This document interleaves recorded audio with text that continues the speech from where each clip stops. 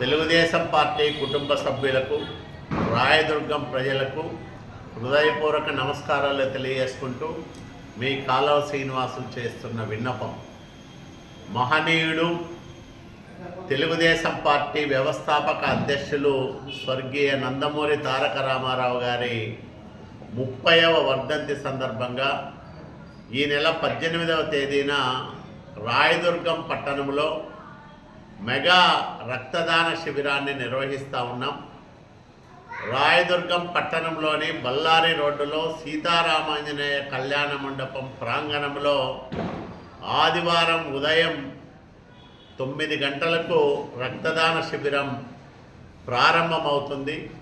దయచేసి రక్తదాతలు సాధ్యమైనంత త్వరగా వచ్చి రక్తదానాన్ని చేయాల్సిందిగా విజ్ఞప్తి చేస్తూ ఉన్నాం.